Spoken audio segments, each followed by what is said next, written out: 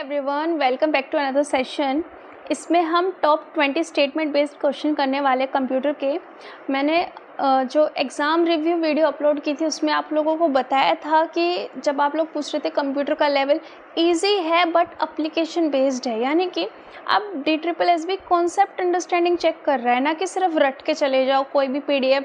वो one liners आ रहे हैं बट 5 to 6 ही आ रहे हैं, बाकी सारा आपका ऐसे एप्लीकेशन बेस्ड, यानी कि रट के नहीं जा सकते। आपकी अंडरस्टैंडिंग चेक हो रही है कि इसको कंप्यूटर की कितनी नॉलेज है, कंप्यूटर चलाना आता है कि नहीं, ये चेक हो रहा है वहाँ पे।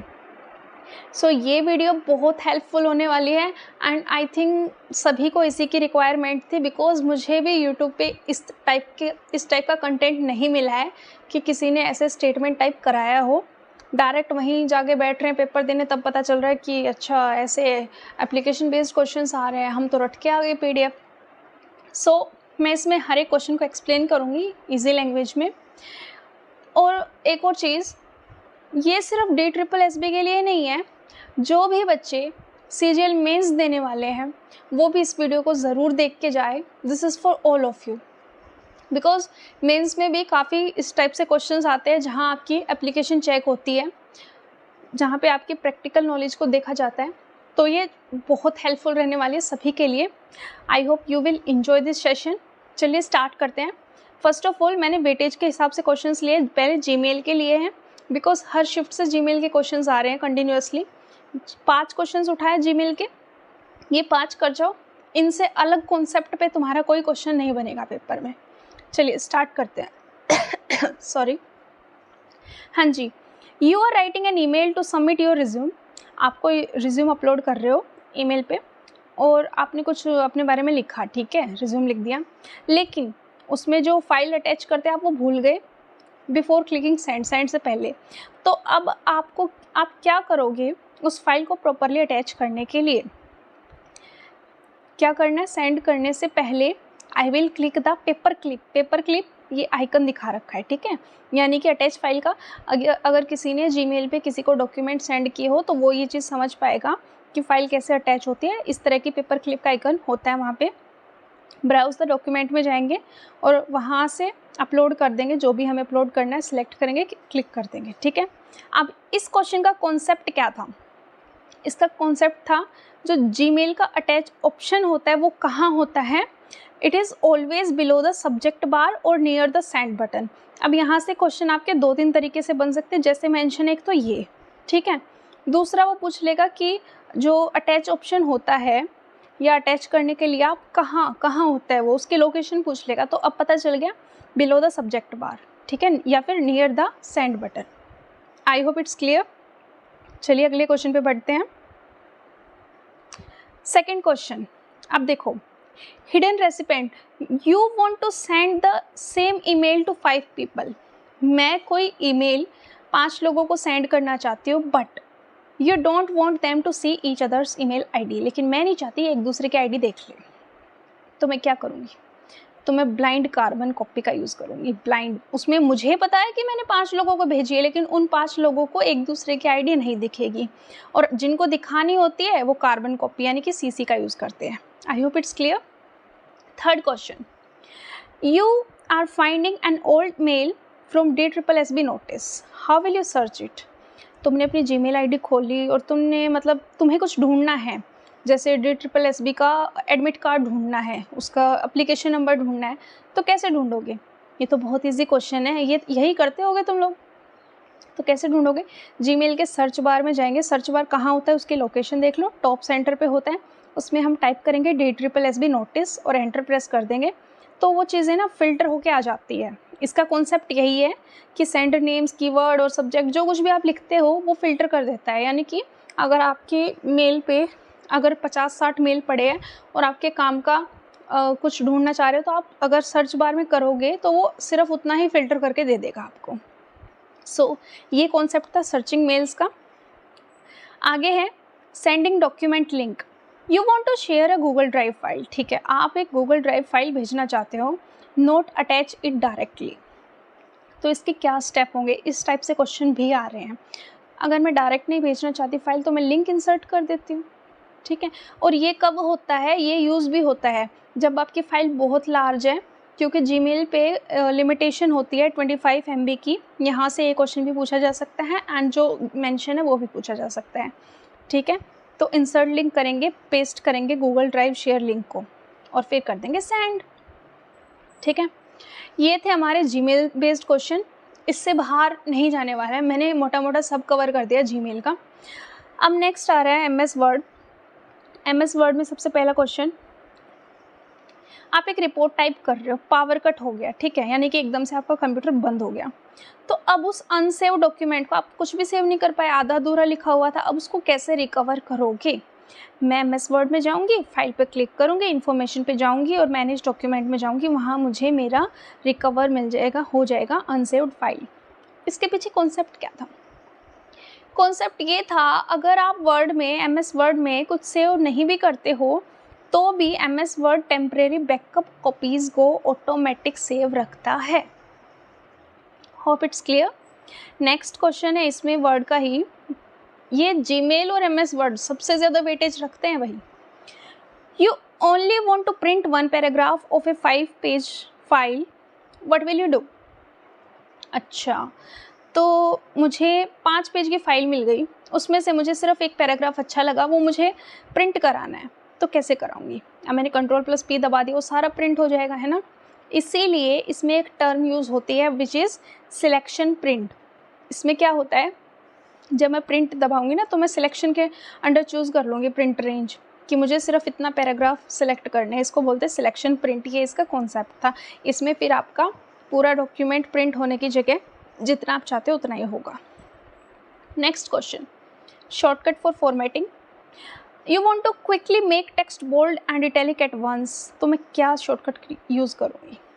बोल्ड के लिए Ctrl+B और देन इटैलिक के लिए Ctrl+I। इसके पीछे का कॉन्सेप्ट क्या था? I can combine multiple format shortcut successively, मैं एक साथ कर सकती हूँ सारी फॉर्मेटिंग। अब आते हैं एक्सेल से क्वेश्चन। देखो, average marks, you have marks of student in cell B2 से लेके B6 तक, तो उनका एवरेज क्या हो जाएगा? इनमें यही है, जैसे सम करना है तो सम आगे लगा दिया, एवरेज करना है तो एवरेज आगे लगा दिया, तो यही Excel automatically calculates mean of numeric values. Next है क्विक टोटल। अब मैं कॉलम A के सारे नंबर्स ऐड करना चाहती हूँ ऑटोमेटिकली, यानी कि कैलकुलेशन से बचना चाहती हूँ। जब सैलरी वगैरह काउंट करके लिखते हैं, एक्सेल शीट बनती है, तब उस पर सैलरी सबकी काउंट थोड़ी की जाती है, या रेवेन्यू थोड़ी ना काउंट किया जाता है, वो हम ऑटो सम करते हैं। ये जो तुम सिंबल देख रहे हो, ये ऑटो सम का आइकन होता है, इस पर हम प्रेस करेंगे तो वो मतलब हमारी रेंज को ऑटोमेटिकली ऐड कर देता है। नेक्स्ट है काउंट फंक्शन।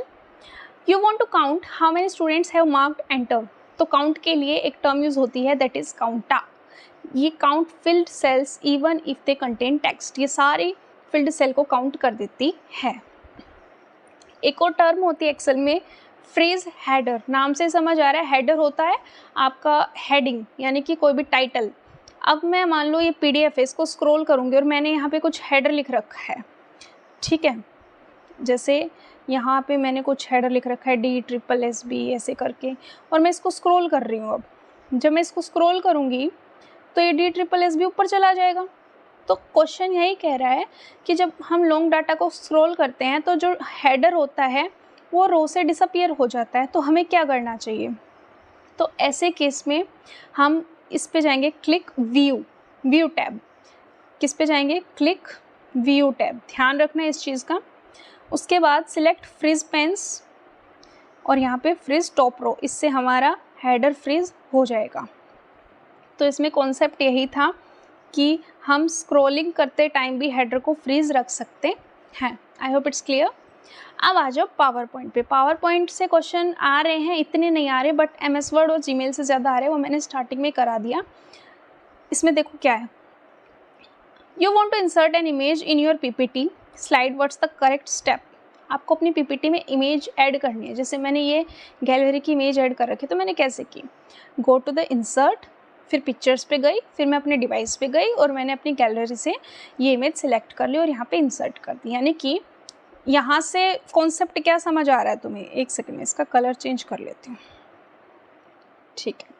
कॉन्सेप्ट इसमें ये नहीं है, स्टेप्स कॉन्सेप्ट नहीं है, इसमें मेन कॉन्सेप्ट है कि अगर आपको पिक्चर इंसर्ट करनी है तो किस टैब में जाके होगी, तो वो इंसर्ट टैब है।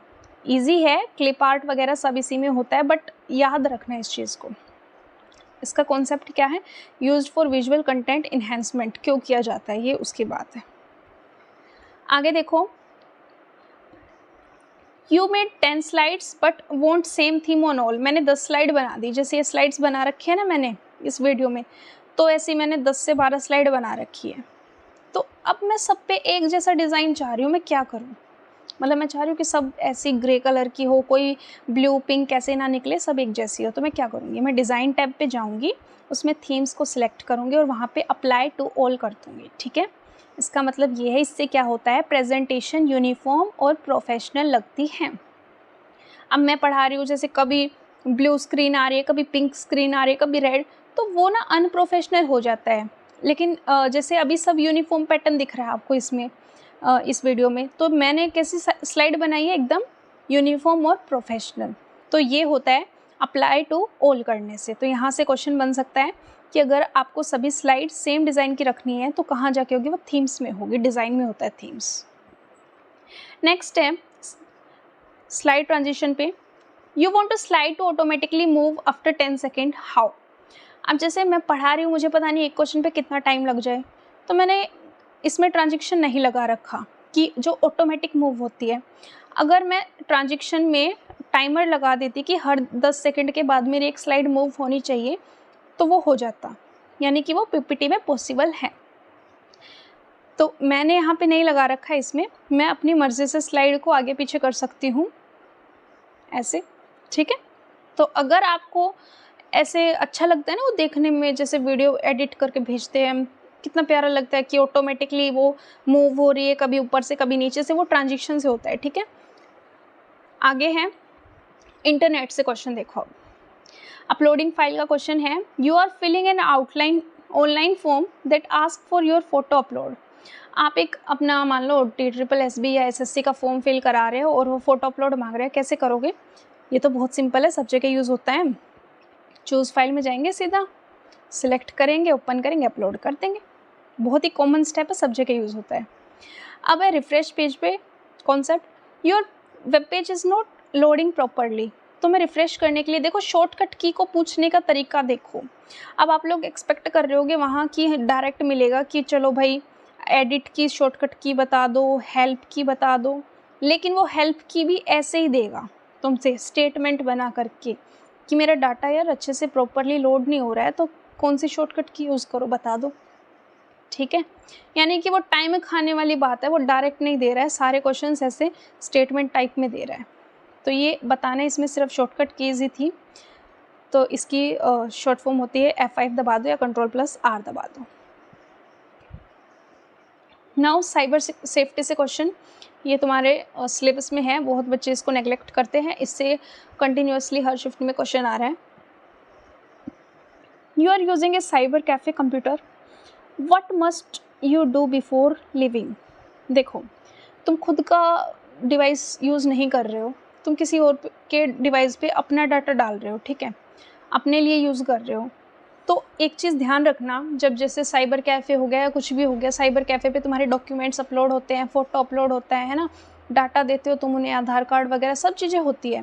तो जब भी उनका कंप्यूटर छोड़ो तो अपने सारे अकाउंट्स लॉग आउट करना, हिस्ट्री क्लियर करना और ब्राउज़र को क्लोज़ कर देना। इससे ये होगा, तुम्हारा पर्सनल डाटा किसी और के पास नहीं जाएगा, वो सेफ़ रहेगा, उसका वो तुम्हें अनऑथराइज्ड एक्सेस से बचाता है।